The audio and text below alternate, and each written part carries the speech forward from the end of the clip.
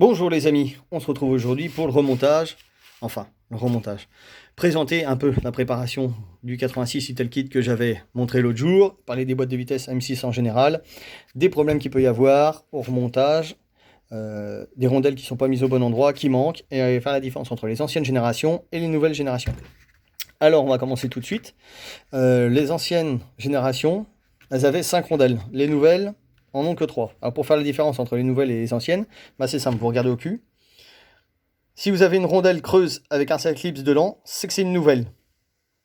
Donc là-dessus déjà, vous êtes tranquille, vous n'avez pas de rondelle sur l'arbre primaire, sur l'arbre secondaire de boîte. Bon désolé, hein, je suis un peu fatigué, j'ai eu 4 heures de sommeil. Sur les arbres secondaires de ancienne génération, vous avez dans la boîte de vitesse 5 rondelles en tout.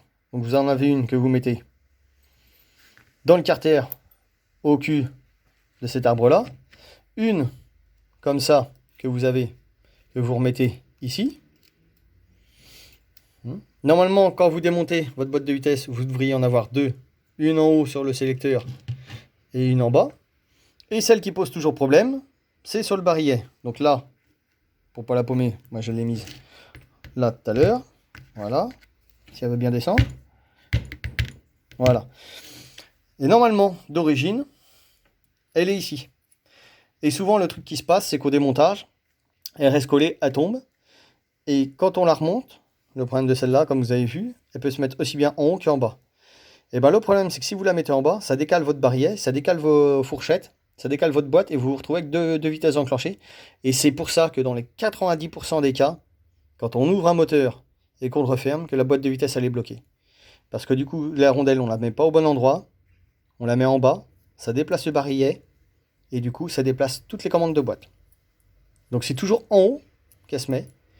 Comme ça, elle comprime sur le barillet vers le bas. Ça appuie sur la bille, qui appuie sur le ressort.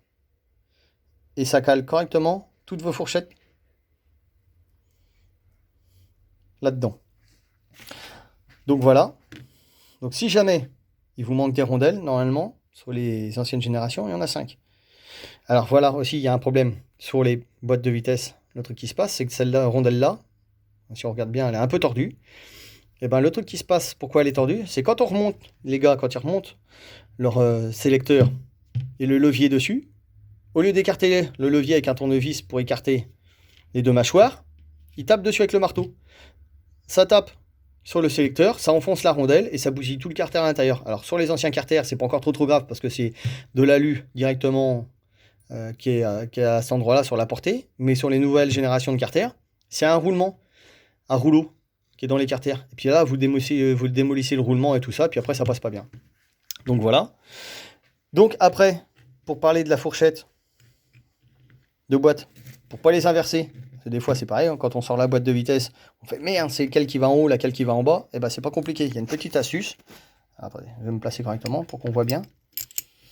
La replacer comme ça, voilà. Il y a une petite astuce, c'est que le guide de la fourchette, le plus haut va sur la fourchette la plus basse, le guide de la fourchette la plus haute, et ben celui qui est en bas, il se met sur le plus haut. C'est pas compliqué. Le guide le plus haut sur la fourchette du bas, le guide le plus bas sur la fourchette du haut. Voilà, comme ça, c'est pas compliqué. Et de toute façon, si vous vous trompez, la boîte de vitesse passera pas parce que votre fourchette tapera dans le fond du carter. Si on regarde bien, si on fait l'essai comme ça, voilà. Bon là je suis pas tout à fait en face, mais voilà. Avec l'épaisseur de la rondelle, on arriverait carrément à fleur du carter. Si vous faites l'inverse, vous allez voir, vous vous retrouvez avec la fourchette beaucoup plus basse que le pignon et que la rondelle. Et là, vous pouvez être sûr que votre boîte de vitesse sera bloquée. Donc là aussi, vous pouvez vérifier avant de remonter. Voilà, en mettant votre boîte de vitesse comme ça. Là, vous ne pouvez pas vous tromper. Donc voilà, pour ça, là-dessus, donc pour faire la différence entre les anciens modèles, les nouveaux modèles, et pourquoi la boîte de vitesse se bloque, à cause de cette rondelle-là. Donc là, voilà les carters que j'ai préparés. Hein, donc là, ils sont pas nettoyés. Je les ai juste dégraissés pour pouvoir les préparer, parce qu'ils étaient dans un sale état, s'il y en a qui se souviennent le dernier coup dans l'état où ils étaient. Donc là, c'est pour bosser sur un truc qui n'était pas gras, que ce soit pas le bordel. Donc voilà. Donc passage de l'admission, hein, comme d'habitude. Voilà. Fait avec la fraiseuse. Voilà. Bon, après, le restant, fait main. Bon, sur les M6, on peut pas trop creuser, parce que sinon, on se retrouve dans le vide vite fait. Donc voilà. Hein, une fois fermé, ce que ça va donner. S'il veut bien se fermer, qu'une seule main, c'est pas facile. Voilà. Donc je vais finir de les nettoyer après. Propre. Voilà. Hein, ce que ça donne. Pour le Ital Kit. Voilà. Donc ça, on va essayer de remonter tantôt. J'ai aussi des petites choses à dire. Hop là, tiens, bon Dieu, un tournevis qui veut se suicider tout seul. Il vient de tomber. Comme je disais, oui, j'ai des petites choses à dire, des petites surprises qui vont arriver. Gros changement sur le Spitro de drag qui est ici, qui est en dessous là, que je vais vous montrer tout à l'heure. Pour ceux qui ne le connaissent pas, gros changement. J'ai eu une grande discussion avec MXS.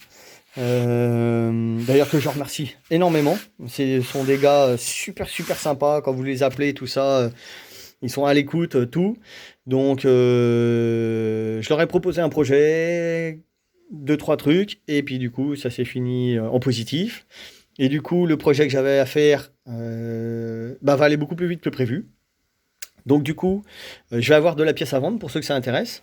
Que ce soit sur ma machine ou sur l'autre machine qui va rouler, que j'ai préparé le dernier coup, je vais vous montrer tout à l'heure, et qui va rouler. On conserve que le moteur, la partie cycle, on la dégage, on part sur une nouvelle partie cycle. On conserve le cylindre, pareil, le cylindre fast, hein, qui est là, bon bah lui, ça y est, il est déjà vendu.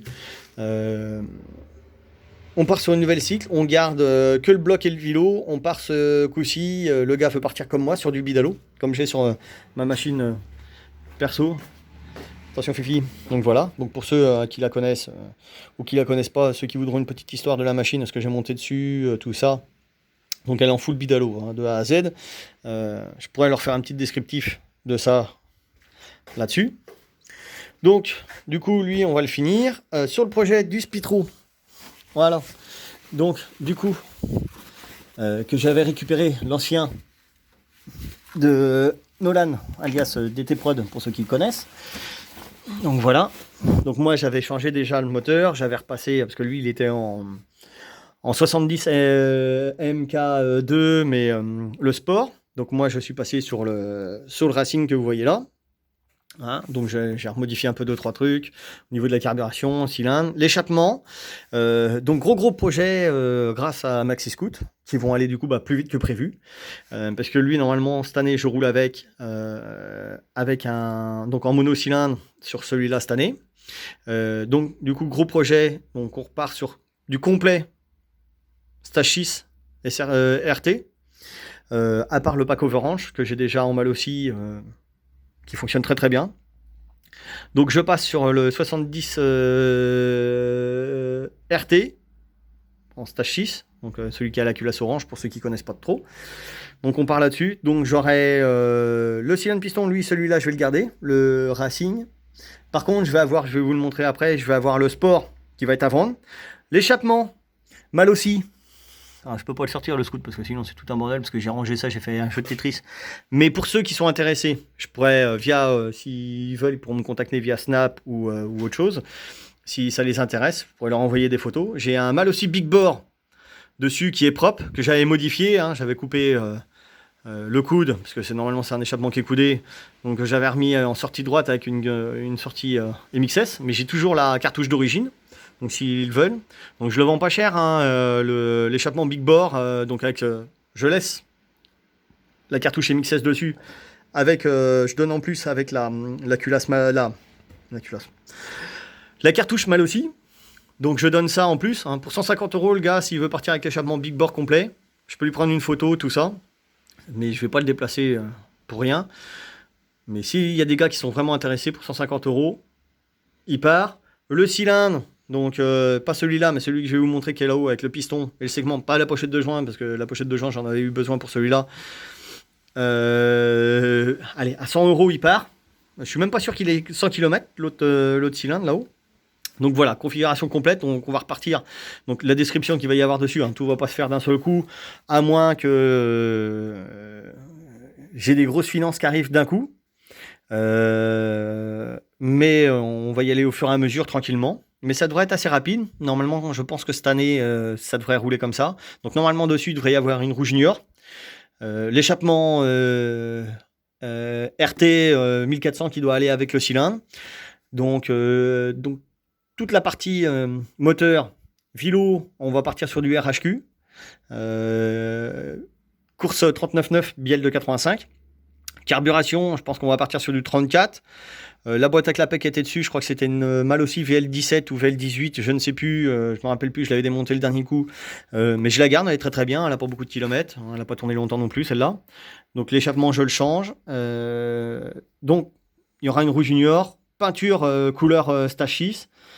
Et puis enlever tous les autocollants. Désolé de le dire, mais les autocollants Scoot Fast, puisque moi je fonctionne avec MXS. Donc voilà, réservoir, on va changer un petit peu tout ça, les pneus, disques à l'avant, enfin on va alléger ça au maximum, on va faire un beau machin pour rouler avec cette année. Et je pense 2022, celui-là, on gardera que le châssis et ça partira sur un bicylindre. On va partir sur un bicylindre en RT, pareil, Stache 6. Donc soit en 70 ou soit en 80, je verrai, puisqu'on peut le passer en 80 aussi celui-là. Donc voilà, pour ceux que ça intéresse, il y a des pièces qui sont à vendre. Donc voilà, pour ceux qui veulent le fameux cylindre, voilà. J'ai juste passé un petit coup de chiffon dedans. J'ai pas passé de coup de brosse métallique ou autre chose, ni de coup de papier de verre. Voilà, j'ai juste passé un petit coup de chiffon pour nettoyer la culasse. Donc le segment il est là, les pistons, vous inquiétez pas, j'en ai là. J'ai le piston qui est calé dedans, donc je suis même pas sûr que le cylindre il est 100 km. Pour ceux que ça intéresse. Alors, voilà, attendez, je vais enlever le segment, ça va être mieux. Voilà. Alors pour ceux qui vont me dire, oh là il y a une trace noire à l'intérieur. Bah oui, c'est normal. Il y a une trace noire parce que c'est là où se rejoignent les deux becs de segment. Donc c'est normal que ça fasse un peu noir, c'est là où la compression passe un tout petit peu. Mais voilà, sinon le restant du cylindre, tel qu'il est. Alors le cylindre est stock, il fonctionnait déjà bien. Vous le comprimez à 14,53, ça marche. Tous les jours, il n'y a pas de souci. Voilà, le cylindre, il est nickel. Il n'y a pas un creux, rien du tout. Après, le gars qui veut vraiment avoir d'autres photos, il n'y a pas de souci. Via Snap ou autre chose, je pourrais lui faire d'autres photos avec du cylindre un peu plus près, tout ça. Donc voilà, lui, il est à vendre. Donc celui qui m'en donne 90 ou 100 €, il part avec. Alors, je suis pas exigeant. La cartouche du Big Bore. Voilà, ça fait déjà un moment que je l'ai traîné. Bon, quelques petites rayures, tout ça. Mais je le mets avec le pot pour le prix. Donc voilà. Donc j'ai ça à vendre. Et sur la machine du gars qui va rouler avec moi aussi cette année. Donc voilà. La 03 qui est rabaissée, qu'on va remettre toute d'origine parce que pareil, le cadre il est vendu. Le gars va rouler avec sur la route, donc on va la relever, on va remonter les amortisseurs, tout ça. Donc je vais faire ça, on va sortir que la mécanique. Donc la mécanique que j'avais pareil, pour ceux qui connaissent déjà que j'avais repeint tout d'habitude. Les carters que j'avais préparés, pour ceux qui n'avaient pas vu comment j'avais préparé ça le dernier coup. Voilà, on va essayer de vous montrer ça un petit peu mieux que ça. Voilà. J'avais fait ça du mieux que j'avais pu. Nickel. Alors les goujons, vous me direz qu'est-ce que c'est que ces goujons-là? Eh ben c'est des goujons. Alors moi j'aime bien ces goujons-là parce qu'ils s'oxydent pas trop, ils sont propres. C'est des goujons de générique. Alors ça vaut pas cher. Vous mettez les goujons de générique. Et ils sont très très bien ceux-là. Ça évite qu'il y ait rouille qui s'oxyde et quand vous voulez défaire les écrous. D'ailleurs comme pour le Sandfast. Voilà. Donc du coup nous on récupère que le moteur. Le châssis est déjà vendu. Donc voilà. Alors là, la chose qui sera à vendre dessus, que le gars lui il vend, c'est le Neutrino. Neutrino avec le boîtier.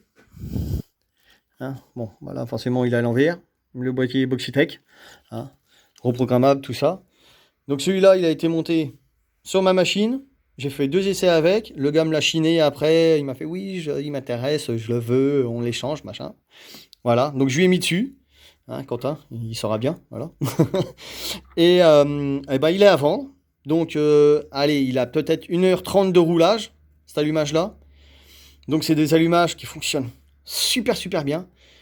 La seule chose où il faut faire attention, c'est le rotor. Le rotor, il est tout en alu, ça se serre pas très fort. C'est 750 grammes. Si vous le serrez trop fort, il fait le milieu et c'est mort. Donc, vous le serrez à peine à 500 grammes, même pas, 750 max, et c'est bon. Donc, sinon, bah, le restant, il est tout neuf. Je vous dis, il a tourné. Allez, 1h30. Pour ceux que ça intéresse, alors le prix, je crois que c'était de 250 €, si je dis pas de bêtises.